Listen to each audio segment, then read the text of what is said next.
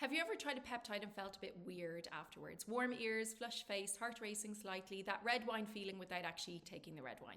Or maybe there's some irritation at the injection site that didn't seem right. Today I want to talk about what happens because it's actually really important information about your body and it's something that not many people are explaining in this space. So first, there are two very different types of reactions and it's worth knowing the difference. The first is the flush, warm face, red ears, that vasodilation feeling. This is your blood vessels widening in response to the peptide. Secretagogues, things like CJC1295 and ipamorelin, are particularly known for this. Uncomfortable, but not dangerous in itself. The second is a genuine immune reaction, persistent irritation at the injection site, systemic symptoms, and in rare cases, a small but real demographic of people can have a full anaphylactic response to certain peptides. This is why with any new peptide, having an antihistamine close by is just sensible, not alarmist, sensible. If you're getting the flush and irritation at the injection site and assuming your peptide quality is good, that's a really strong signal that you are a high histamine individual. What's happening is this. You have immune cells called mast cells and they live throughout your body, especially in your gut lining and skin. Their job is to respond to threats by releasing histamine. In most people, that response is proportionate and settles quickly, but in high histamine individuals, the mast cells are on a hair trigger. They overreact, and a peptide, even a good one, can be enough to set them off.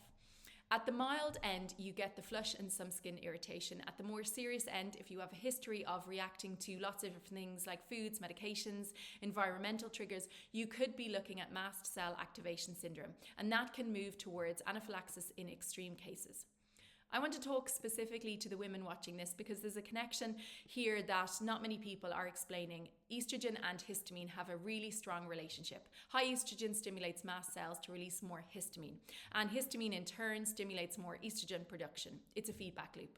Add low progesterone into the mix, which is incredibly common in perimenopause, and you've lost your natural counterbalance because progesterone actually helps stabilize mast cells and has a natural antihistamine effect. So what does that look like in real life? Hives when you're in the sun, chest flushing, red wine suddenly making you feel terrible, foods that you used to tolerate causing problems, skin that flushes at almost nothing. And yes, peptide reactions that seem way out of proportion to the dose.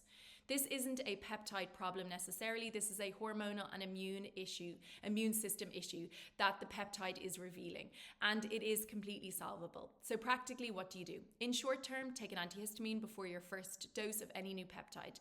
Keep one close until you know how you respond. Medium term, go back to gut health. The majority of mast cells live in your gut lining.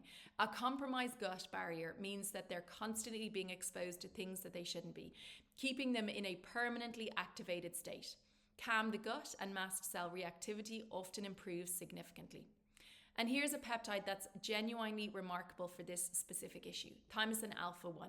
It's one of the most underappreciated peptides in this space. It doesn't suppress the immune system, it regulates it. It's shown really impressive results in autoimmune conditions, chronic immune dysregulation, and mast cell-related issues. If this is your story, Thymosin Alpha-1 is worth understanding properly. Here's the thing, that flush, that reaction, that histamine response, it's not an obstacle, it is information that your body is giving you. Your body is telling you something about its underlying state that needs addressing before you layer peptides on top.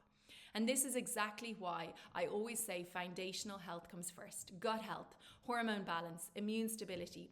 Get those in order and the peptides can actually do what they're designed to do.